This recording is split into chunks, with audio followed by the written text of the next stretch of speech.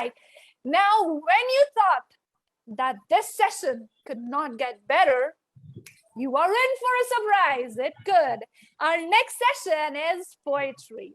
Now, when we talk about poems and poets, what comes to your mind? Now, please type in your chat window. What comes to your mind when you hear poets and poetries? Poems. Come on, people. Let me know that you're still awake and alive. Poets and poems. Come on. Keats, wonderful. Think of beauty is a joy forever. Kavita Joshi, love. Absolutely a theme of many, many poems. P.B. Shelley, wonderful. Very nice. Wonderful. So, John Donne, okay, the responses are coming. Very nice. So that Rabindranath Tagore, Kavita Joshi. I thought that was from Ayan Pal, but nonetheless, yes. Maya Angelou. Oh my, I do not know them. Okay, Harivansh Rai Bachchan. Of course, who does not remember him by sheer oration skills of Mr. Amitabh Bachchan. Wordsworth, of course, William Wordsworth in a willow tree, by the side of a willow tree, if I remember. All right, so the answers were spot on. These are some of the things that really cross our minds when we talk about poems and poets. Daffodils, Coleridge, wonderful. The answers are keeping on coming. All right, but there's one thing that you might not know. Tell me, people, now, which is the longest poem in the world? Longest poem in the world, rather. The longest poem in the world. Ancient Mariner, Paradise Lost. Oh my God, it is the Mahabharata. I never thought somebody could figure that out. Mahabharata is an epic, and epics are considered one of the ancient form of poetries. And Mahabharata is the longest poem in the world with 1.8 million words. Be proud, dear Indians. It is our epic Mahabharata, which holds its name as the world's longest poem. Now, another startling fact. Do you know riddles were also considered as form of poetry? Riddles, yes, the riddles, the puzzle that our grandfathers used to ask us as children were also considered as form of poetry. Now, talking about ancient times, there was a very famous riddle by the Sphinx. That's called Riddle of Sphinx. Now, what is a Sphinx? If the moderator could only help me mute down some participant who's causing some disturbance. Okay. Okay, I was the one causing disturbance. You muted me. Okay. Nonetheless, let's move on. The very famous riddle was the Riddle of Sphinx. Now, what is a Sphinx? So basically, people who have done some research on Hindu mythology, Sphinx is basically an auntie of Narasimha. So Narasimha, as you already know, had face of a lion and body of a man. So Sphinx, on the other hand, is a person who had the face of a woman and body of a lion. Yeah, interesting, isn't it? Okay, so there was a famous riddle that's called the Riddle of Sphinx. And the riddle goes this way. Okay, I'll give you some background about the riddle. The Sphinx used to sit on the gates of a city, okay? And she used to ask this riddle to the passers-by, and the people who did not answer the riddle would be eaten by her. Yes, would be eaten by her. It's as good as the Sindbad fairy tale. The riddle goes like this. Now, let me know if you were the people who would be eaten by Sphinx or not. Let me know the answer quickly. The riddle goes like this. Which creature goes on 4 legs in the morning, 2 in the afternoon, and 3 in the night? I repeat myself. Which creature goes on 4 legs in the morning, 2 in the afternoon, and 3 in the night? Come on, let's type the answers quickly. Let's see the flood of answers once again. Come on. Okay, I'll time you in the essence of the time constraints that we have. Okay, you have 10 seconds. Man. Smita, it is the man, but did you Google it? Tell me. Tell me.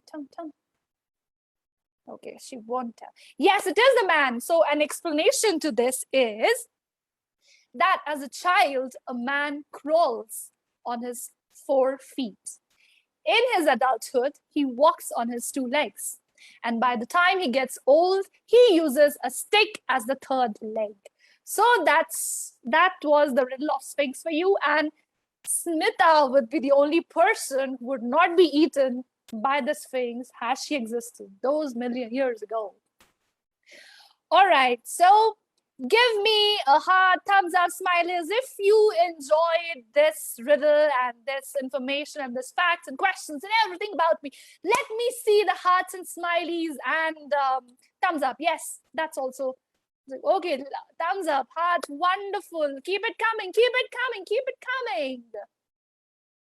All right, so moving on to our next segment, which is Ponder Over Poetry.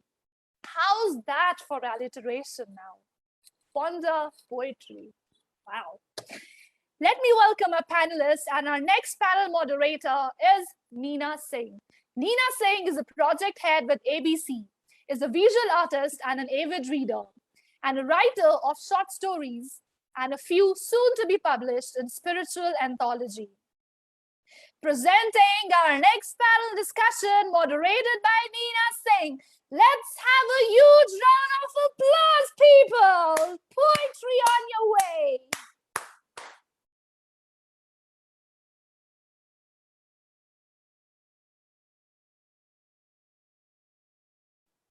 Neena, you're on mute if you're saying something. Yes. All right. Thank you, Shiva. Thank you for the wonderful introduction. Greetings to the 2nd edition of Phoenix Literature Festival. Today, the day 1. I welcome you all with a cup of tea, your favorite cup of tea, and listen to Ponder on Poetry. With a panel discussion with authors 3, we'll listen to the musings of these poetic minds that read and write and think, and sometimes even converse in poetry. Converse in verse, yes. With me, all 4 of us, members of Ahmedabad Book Club. My first panelist, Dr. Vijay Lakshmi. Dr. Vijay Lakshmi is an entrepreneur, of course. She's an avid reader. She's a writer, deeply spiritual, with a very, very, deep spiritual interest in nature, feminism. She writes on the same. Her book, Love Beyond Love, is among the bestsellers. I love the name. She has a couple of more coming in the pipeline. My next second is a philosopher, Monica, with her pen name, a breathing pen, a pen that breathes mythology. She's also a creative writing coach, a very, very creative writer. Her book, Illuminating Darkness, is a collection of such wonderful quotes on philosophy and spirituality. Monica Gupta. My third panelist, author and writer, author of Cosmos, Theos, and Cosmos. Kosha. Kosha, not just being an author, she is a great conversationalist, very, very regular and popular on Instagram. Kosha is a very, very keen observant of human behavior, human nature, deep relationships, feminism, what happens around, whatever is in the current genre, whether it's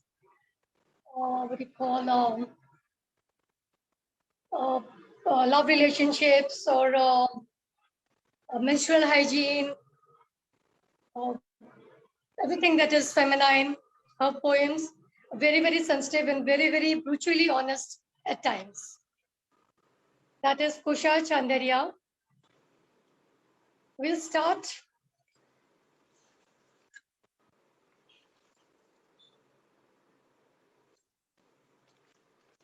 I'll start with the session with, we'll listen to one of your poems, but I would like to know, poem as a, I think it was already said, even I believe the same, that poetry is a very, very ancient language. Yes, it's a language. In the ancient time, if you read all our ancient scripts, the Mahabharata, as she already stated, is written in verse. Our Sanskrit, the mantras are in verse, in poetry form. The Dohai and Chopais, I think the minds are very, very advanced there. But in the current genre, the genre of free verse, where the writing is more prosaic, there is haiku, which does not really follow any meter or iambic. So what is it that differentiates your poetry from prose? Do you observe any, what you call, pre-decide when you observe what you feel around you, what you think, when you put them into words? Words that set the tone of your poems that set apart from prose. Dr. Lakshmi. Yeah. So thank you, Neena, for the wonderful introduction. And when I wrote Love Beyond Love, it is a collection of 197 poems, and it is about the essence of life, love, feminism, and of course spirituality. So here, like I would like to read out a poem, which is based on feminism. It goes like this. When she was named Ganga, she thought herself to be the primary source of civilization. When she was named Gauri, she thought herself to be the mother of the universe. When she was named Lakshmi, she thought herself to be the most auspicious person of the world. When she was named Saraswati, she thought herself to be the dispenser of the highest form of knowledge. When she was named Vaishnavi, she thought herself to be as powerful as the Trinity. The Gangas, the Gauris, the Lakshmis, the Saraswatis, and Vaishnavis were immersed in the golden rules of hide and seek of the society. So this is regarding the aspect of feminism and the place of women in the society. And I have also written about the essence of life, that is, who am I, as a social and spiritual source, which is unanswered in the realms of existence. So here we have the most important question, that is, who am I, what is my role on earth, and what happens after death. Of course, it's a sort of very it is based on spirituality.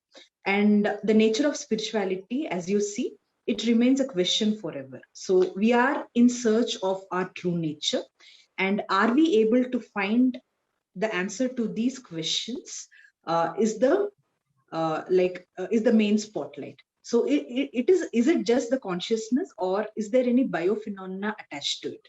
So here I would also like to read one more poem. That is, today morning, a series of images flashed across my mind. When undeciphered, I found myself nowhere. So this is about you have a path in front of you, and choosing a spiritual path and looking deep within, it is a sort of option for everyone to attain, but only a few choose to. So here you have the concept of the body, the mind, and the soul, which come into unison. And when you see across Maya, or when you see across the dream world, you analyze the essence of nothingness, or the no thinking state. So there is one more poem on nature, that is, the sun, the primordial force, wafts its being into existence, into the hemisphere of eternity. It nourishes, protects, and provides. Millions of ages, and hence symbolizes the very faith that nothing can destroy your true self. So here you have the combination of nature, feminism, space, time, silence, everything wrapped into one. And poetry to me is passion And poetry to me is like everything, all sorts of emotions wrapped into one. So whether it is love beyond love, whether it is momentary, whether it is transcendental, that is going beyond, whether it is silence, whether it is smile, happiness, sorrow, tears. So whenever I feel happy, I write poetry. Whenever I feel sad, I write poetry. So poetry is very close to my heart. And to speak about love beyond love further, that is silence. It has a very important role to play in one's life. And silence is golden. Silence is eternal. Silence is beautiful. So in silence and in solitude, you listen to the voice of God and you experience that bliss when you are alone. So there is a difference when a person is oppressed and you have no words to describe. So that's different. But there is also this sense of spirituality which comes to you beyond the multiple layers of meaning. Like you have yourself as a human being. So there are like various layers of I. So you reach a stage when the pain and the pleasure, these two feelings, they exist no more for you. So there you have love, or you have silence, or you have spirituality as the most beautiful emotion. So and when where there is love, there is life and liveliness, and love for the self and others around you, I think is the greatest aspect in one's life. So I have always existed and will continue to exist forever. So speaking about my style of poetry, it is not haiku, it's just free verse. So whatever comes to my mind, whatever I jot down in diary, so it is just modified into various drafts and it is being written into poetry. That's profound, Dr. Lakshmi. Yeah. I think all your poems are a mix of spirituality, be it talking about Ganga Saraswati, or you're talking about the sun, they're all interconnected, spiritual. Your words you come across as a deeply spiritual, such a spiritual soul that reflects in your words and your observations. It's good to hear, poetry, which I said everybody is writing free verse, which is not always good. That is very nice. Monica, are there stages to your writing poetry, as in steps that will differentiate your, philosophical thinking from poems that your thoughts, your quotes are very, very poetic too? Thank you, Neena. Thank you so much. Thank you, Shiva, for putting us on the thinking treadmill. Initially, it really got us thinking those riddles. It was amazing. And thank you, Neena, for the wonderful introduction. Okay, coming to your question, first, I think I'll just, agree with what Vijay was saying, that poetry for us is expression. It is passion. Poetry is just a kind of dressing that we give to our emotions or crisis or turmoils, whatever happiness, sadness that we go through. We just, kind of adorn it in certain words and we put it forward in form of poetry. Now, coming to your question, Neena, that are there any stages or process that I follow while writing poetry? While I wrote my first book, that is Illuminating Darkness, which is a compilation of short stories, poems, and quotations. See, the difference between me writing a short story and poem is while writing a poem, I allow it to flow. There is not much of, too much restrictions or limitations that I put it over it. Like, I just let the first draft like flow. Whatever I'm feeling, it comes down on the paper. And then I leave it for a day to ruminate. That is the first stage. I just let my emotion flow. I let it ruminate for a day. And the second stage is when I take it back after a day or a two or maybe a week. Then I go back and I just give it a very objective point of view. Or maybe put in words. That is where what I call is the editing part, where I try to rhyme it, where I try to see if the meter, I can apply some meter and I improvise. So when it comes to poetry, it's quick because there's not much of crafting that is required. It's more of, putting your feeling and emotion at that point of time in whatever manner you want to. Like, for example, I'll read a poetry from my book. While I wrote this book, I was writing for therapy reasons. So I wrote this poetry that time, The Bloom of Verses. The wounded dream, whispered at the last gasp. From the soil of my buried body, flowers shall bloom. Armed with razor-sharp skills, the dream marched forward on life's battlefield. Eyes with a hawk's vision, strides of assured belief, shielded with backups and a halo divine.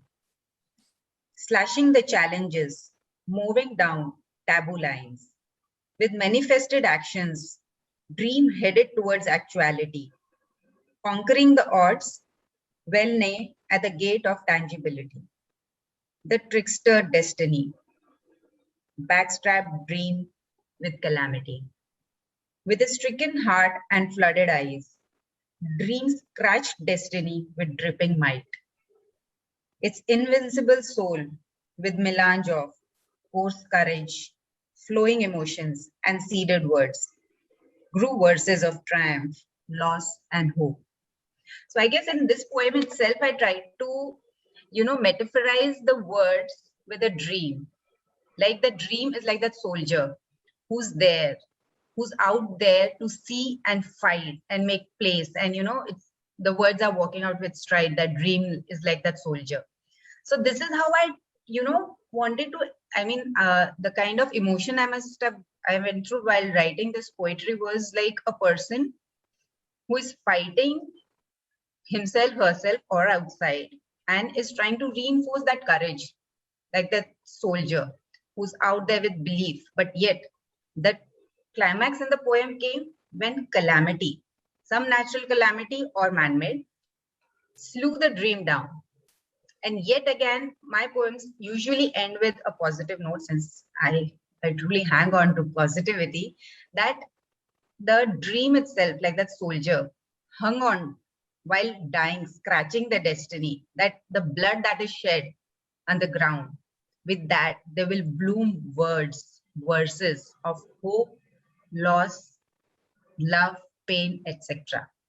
So that's how, when I write my poetry, this is how I take along my stages, that when there is a emotion, I grab it, I express it and leave it aside. And then I go back to it and see if I want to make any changes. And these are the two stages while I am doing my poetry. So poetry is more about flow and expression. What comes to your mind first? It's prose, which again then that's mentally convert to poetry, or is it the rhymes first and then you add on to it? No, I think when the surge of the emotion is too strong, it's poetry first, because prose really makes you think. Because when you're doing with prose, you have your plot to think of, you have your characters, you have to think and imagine and conjure all the of the imagery, you have to conjure up the whole imagery. So what happens in that requires craftsmanship. It's more of a mind game. When it comes to poetry, it's more of an expression. See, even this poem that I read was sort of a prose, but you can say it could be out of impatience as well at times, that you don't have the patience to write the whole prose. So sometimes you can just bring it out in poetry. Poetry is short, prose requires a little more time in terms of words and in terms of craftsmanship. Your quotes are wonderful, on which I always say I love. Why burn when you can illuminate? Such a wonderful thought. Thank you, Neena. Kosha of the very, very honest pen, who writes about all the chaos in this cosmos, and yet he sees chaos everywhere. Little sly, quick, and some of her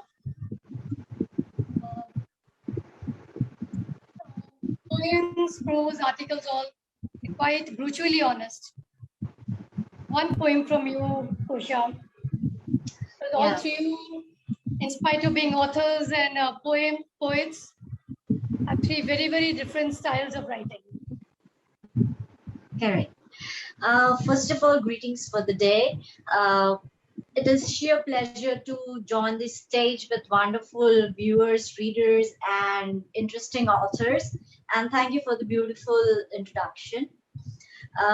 Yes, for me, like poetry is like them expression of feelings, but what I try more is that there are normal thoughts to all of us, which all of us have, and but sometimes because of many reasons we do not spell it out. So I try to provoke that thought through my poems, which are more I do not see, like when we say poems, we think of rhyming words, but my poems are more like prose. So I'll read the poem first, and so I try and dwell on normal day-to-day routine incidences as well as the taboo topics, and try to bring out the thoughts, spell the thoughts which otherwise people hesitate, or because of one reason or the other they do not spell it. So one of my poem, like my book, Chaos, Theos, and Cosmos, contains all such articles as you mentioned in my introduction, and I'll read one of my poem that is about love. Love is a feeling, we all know that, and it is above all an eternal bliss. It has many definitions, that what it includes and what it does not. But one of the important part is sex. Now, when it comes to sex, even when we spell it, we tone down a little. Our volume gets down. It is still considered as a taboo to speak openly about sex, though it is an important part of a relation. Okay, it is again very sacred and respectful, intimate activity where two heated up bodies are intertwined till they consume each other. We as human have made it too low and beyond the pale. Every female, every lady, or every girl has wishes and adores sex, but if she spells out, she is bad, because she's rubber stamped to be good, but she's good at being bad when it comes to being intimate. She likes her partner to drop knees, lick his lips, and with that amorous eyes, look at her as if ready to taste and eat prey. She aches to be ravished, relished, and devoured, and taken till highest level of ecstasy. She wants to shiver and be paralyzed in her world. Yes, she is bad girl whom she herself is missing.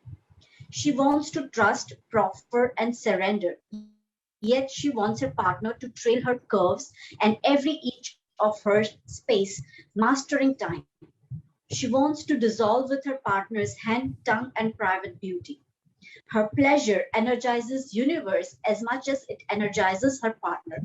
All she deserves is pleasure till heaven, and all she deserves is feeling what heaven is like. Every woman does, but if she spells her this wish, she will be termed as bad girl, and every woman wishes to turn into a bad girl. Let her be, let her have it her way. You are no one to describe, control, or certify how she should be. She takes so take everything you have and give it to her with honor, both because she needs and she deserves it. So this is one of my poem. We generally, sex is still termed as a taboo, and we hardly, openly speak people, and especially if a woman, female, speaks about her wishes, she is termed as bad girl. So this is what I write through thought-provoking poems and verses. That was very, very honest, Kosha. Because yes, a lot of I don't know why the taboo topics, when everybody thinks of them, everybody likes them, they talk about them, but why all, it's hush and all behind. Especially for the current genre, because a lot of is left unsaid, and they depend on then the social media now for the correct answer, which is not always correct. That was wonderful. Thank you.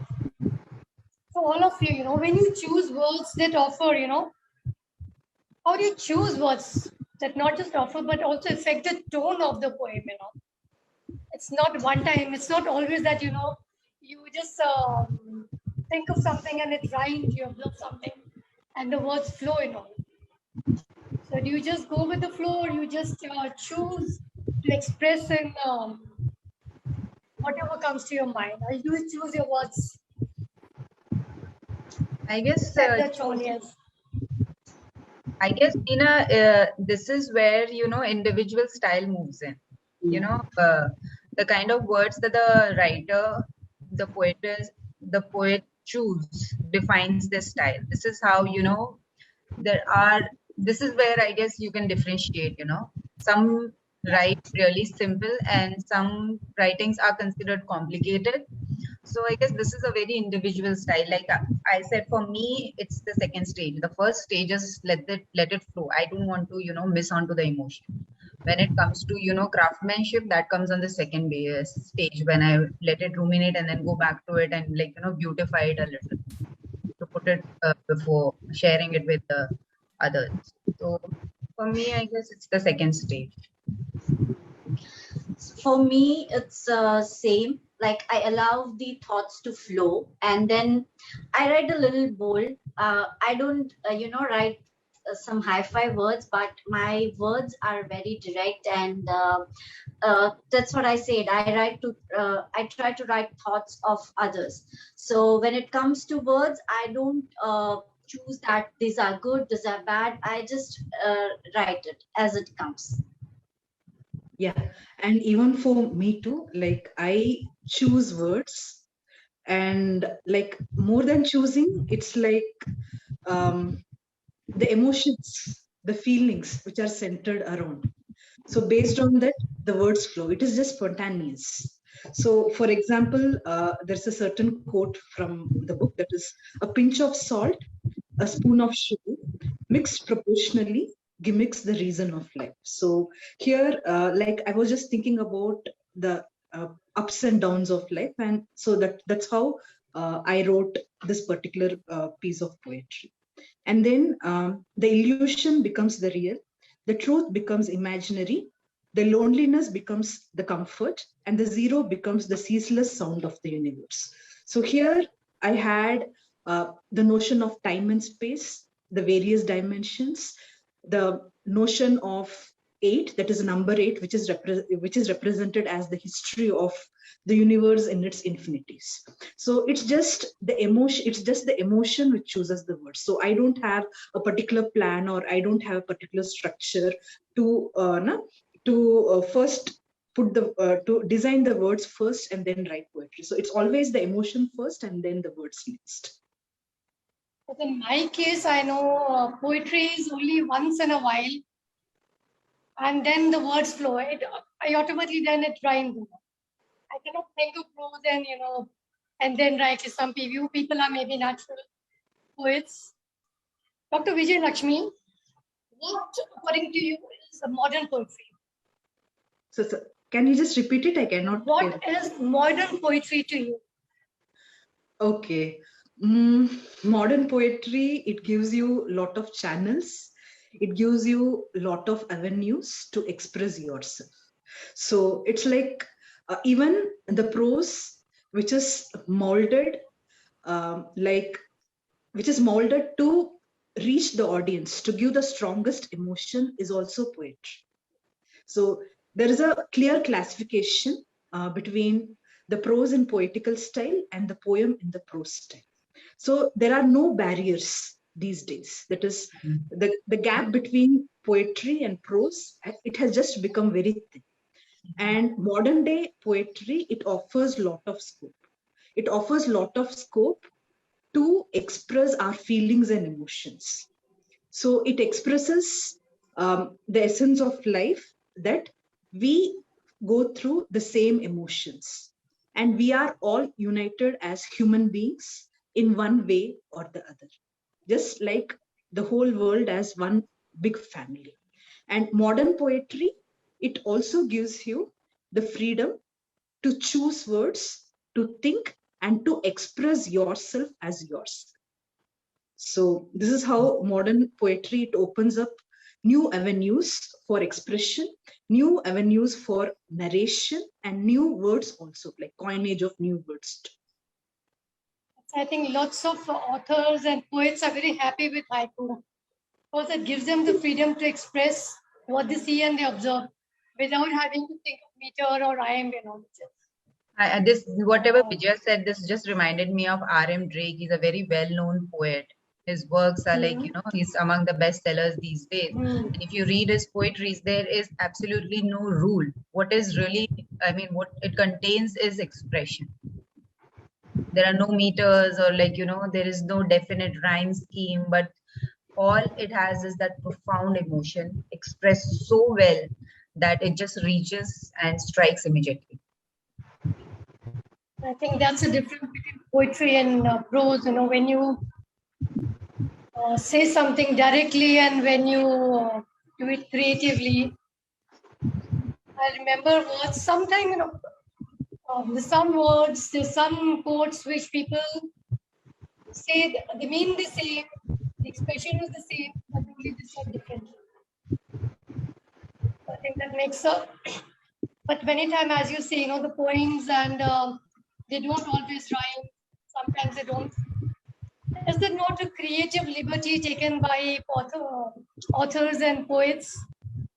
A lot of creative liberty, I think. Kosha, what do you say? Yeah, but it's like these days taking creative liberty is good because that if you stick to the rules that poems should have this many lines, this many words, or the rhyming words, then you won't be able to express totally and thoroughly what emotions you want others to know. Like poems are thoughts and feelings which of yours and others which you express it. So I guess taking creative liberty is good. When Vijay Lakshmi said that there's very thin line between prose and poems, so that's good actually, taking creative liberty, unless it is too high, like we go off the grammar, totally wrong grammar or something like that. That is not called creative liberty, but this number of lines and words, I feel that's good. Yeah, art is liberating for same reason, I guess. That's true. That is so true. Art is liberating. Because if you all don't mind, I remember something said by Kosha, very, very honest, and Monica, I just rephrased it. Can I say that? Yeah. I think you both are smiling. That no matter what says, you shine so bright that hurts the other's eyes. And Monica wrote it before I could say that shines so bright that it shines in their eyes. It just I think we're coming. We are. There's a time constraint, and we are coming to an end of this wonderful afternoon. And it's been a wonderful session, talking to such creative minds. I think it's been a pleasure. I wish we had more time to discuss most of your poems and listen to you. It's overall afternoon very well spent. Thank you, Phoenix Literature Festival. Thank you, everyone. And a big thank you from Ahmedabad Book Club, and a literary hub for all the readers and writers. It's a platform for again, the readers, writers, authors, for book reviews, for discussions, for book launches, and to inculcate the habit of reading in everyone. May we all keep reading, may we all keep writing, and ignite all the literary minds in everyone. I don't know the author, but he said, surrealistic words, they obscure reality. Loving a poet is never easy. So all have a nice day from Phoenix Literature and Ahmedabad Book Club. Thank you for having us along. Neena. Thank you, Phoenix, for giving us this amazing opportunity. Thank you, Shiva. And Devi, I listened to you for a while and you were amazing. Yes. Thanks, Kosha. Yeah. Thanks, Vijay. It was amazing sharing the platform. Devi and Shiva, they actually set the tone for the poetic session. Yeah. For brings out these beautiful poetic minds. Thank you so much. Thank you. Have a nice day. Bye-bye. Bye. Bye-bye.